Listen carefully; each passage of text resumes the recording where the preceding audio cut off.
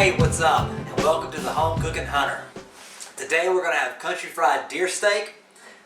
Real simple, it's a real easy recipe. Love it, and I hope you guys like it too. So, what we're going to do first is we're going to prepare one of our stations. We're going to pour flour into a bowl, and that's what we're going to use to coat the deer steak. Now, you can do it a couple different ways. You can just put flour in a bowl and season it and roll your deer steak in it. But I prefer to add a little extra touch because I like a lot of crisp. But if you use just straight flour, you'll get a really neat coating. So I'll show you here in just a second what I do to kind of build up the breading on the steak. First, we're going to get 2 cups of flour. So I'll put one in there. And don't feel like you got to measure it.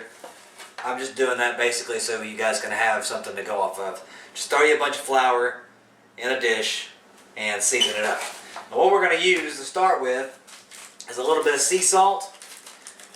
Not a whole lot, just a little bit there.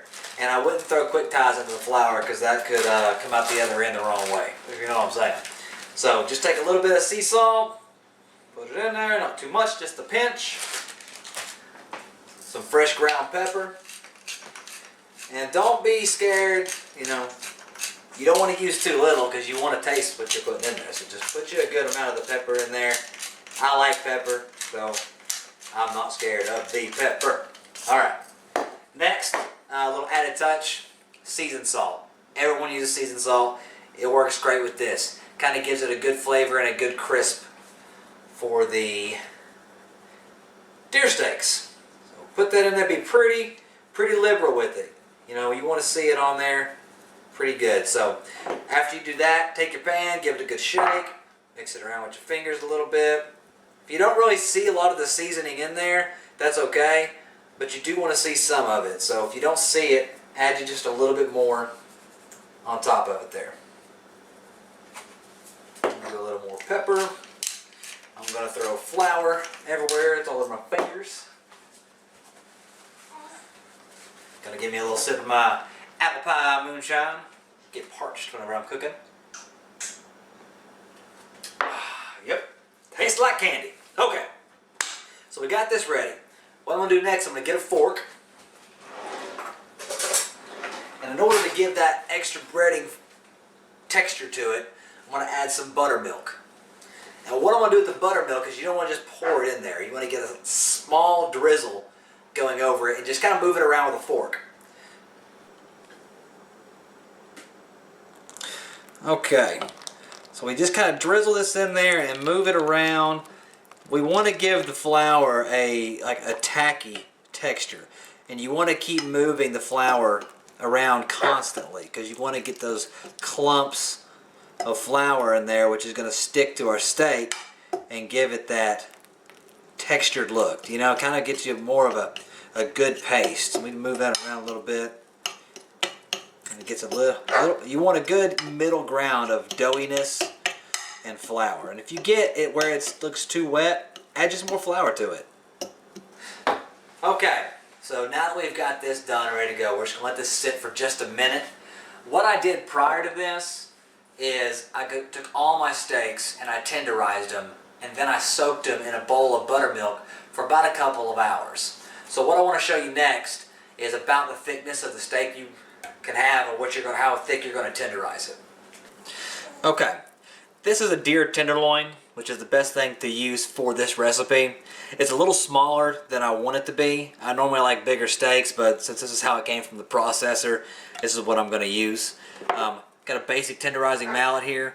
Doesn't take much. Don't go crazy willy-nilly and bust the thing apart. Just some light taps. Flip her over. And that's it. See the thickness there? What that's going to do is that's going to make that easier for you to cut with just a fork whenever we're done with the whole thing. So now I'm going to put this up, get my other steaks out, and begin to coat them in the flour.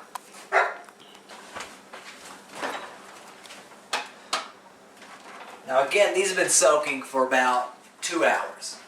If you can't soak them for 2 hours, that's okay. All it really does, it helps with the tenderness, it helps with the flavor. If you can do it for 30 minutes, if you can do it for 10 minutes, you know, the buttermilk is good for helping it coat as well. So do it as much as you can. If you get the full 2 hours, awesome. So what I'm going to do now is I've got my steaks ready to go. Bring my flour back over. I'm going to get a new dish because we don't want to use a bloody dish. Alright, got that ready. Let's take our first one and let's get our hands messy. So just stick it in there and roll it around. You can get those clumps all sticking to it, making it look real good and nice. Roll it in there real good. Try to get to the bottom of the pan to get some of that good dry flour that's down there. And again, you know, if you get the situation where the flour's gotten too doughy, then add some more flour. Just make sure however much flour you put back in, you add just a little bit of seasoning to it as well. Alright, so just trying to get a good even coat on all of this.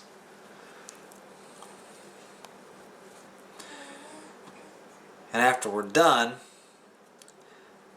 we'll want to have some oil in a skillet ready to go that's been warming. If I haven't got it ready yet, like I haven't, it's okay to let these sit and let this flour really try to get a hold of the meat so that it can, you'll hopefully have a good skin that's going to stay on there and not fall off during the process. So now we've got everything coated, got all the flour on there, seasoned up, ready to go. Let's go over to the stove and start cooking our steaks. So while I'm waiting on my oil to heat up properly all the way, what I'm going to do is I'm going to saute some mushrooms. Because even though we're doing country fried deer steak, we're not doing a normal white gravy. I really like a mushroom gravy. So what I usually buy is just your basic, whatever store you like to go to brand of cream of mushroom soup. I get that, saute some of these, and then put these in with this.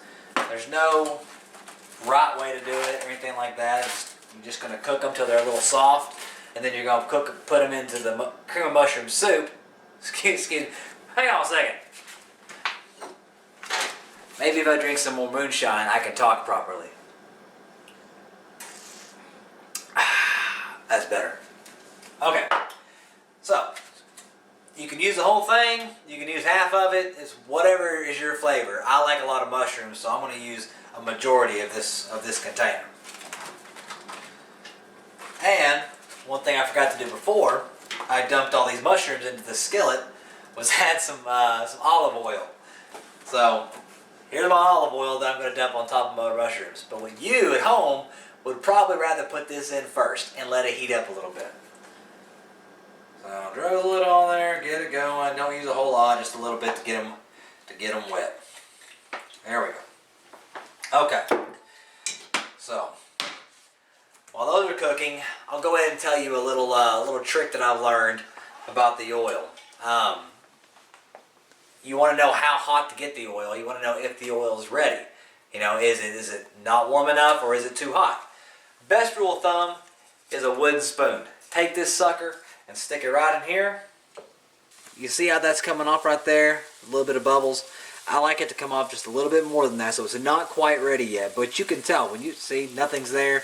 I stick the spoon in and I get a small reaction. That'll kind of give you a good idea when your oil is ready.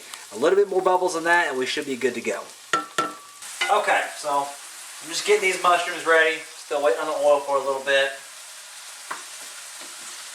And in the meantime, if you guys don't mind, I'm just going to have me some moonshine. Hang out here for a minute.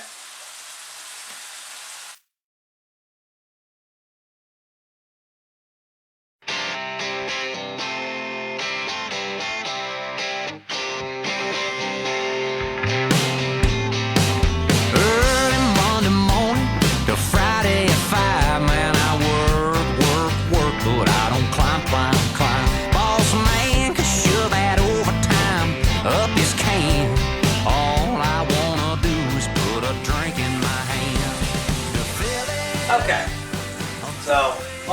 basically about done.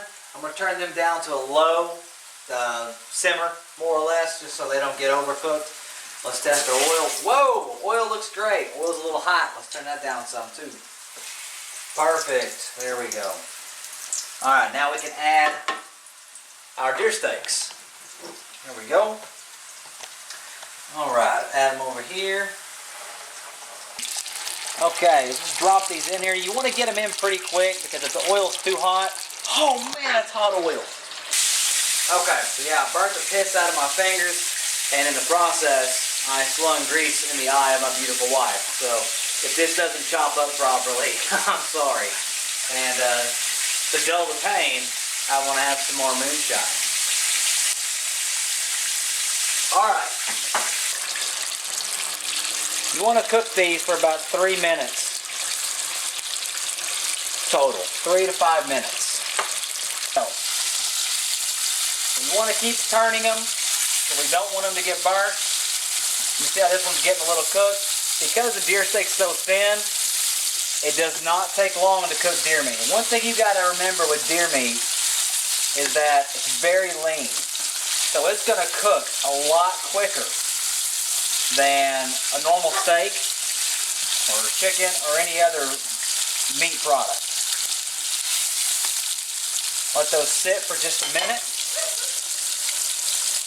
And if you didn't notice earlier, I burnt the piss out of my fingers. Again, they don't take very long. Pick them up and drain off some excess grease. Those look beautiful. I got very lucky because I let the oil get extremely too hot. And then when I dropped everything in, burnt the piss out of myself. So, do the spoon method, and if it explodes when you stick the spoon in, it's too hot. Just letting you know. We want small bubbles, not explosive bubbles. I got nervous, I'm sorry. Okay, so now that all this is done, I want to drain all this oil off and try to keep as much of the crumbs and breading inside the pan, because we're going to use that with the cream of mushroom on top of it. I drained the oil, kept as much of the breading and crumbs in the bottom as I could, and I'm just going to get some of this cream of mushroom soup here, and I'm just going to spoon it out into the skillet that I cooked the the deer meat in. And you want to keep it on a low setting because it's already going to be hot.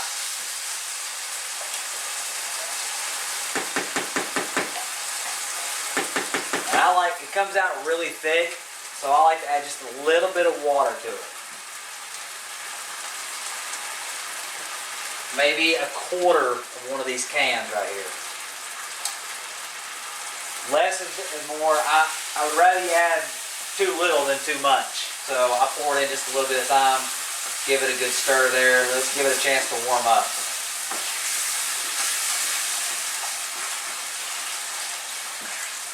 It depends on how thick you want it. If for some reason you did put too much water in and it got too thin, you can always add a little bit of flour to it to thicken it up.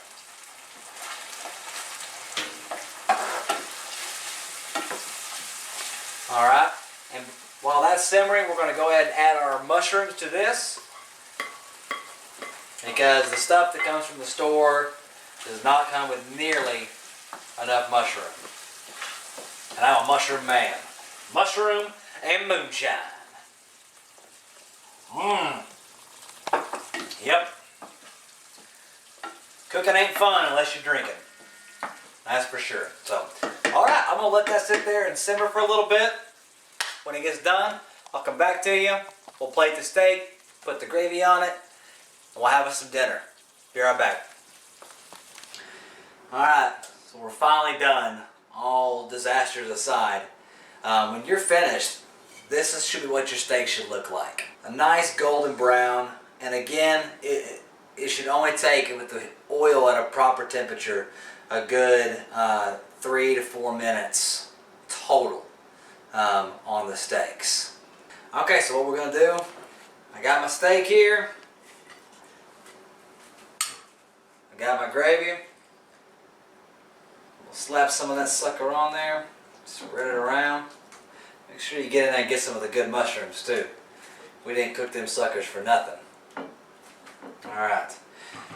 So as far as sides go, you can choose whatever you want. I like biscuits, peas, scalloped potatoes, things like that. But because of time constraints, I'm only teaching you how to do this one part right here. Well, let's cut into this sucker and see how it tastes. Oh yeah, it's perfect. Get a little bit of that, gravy on there.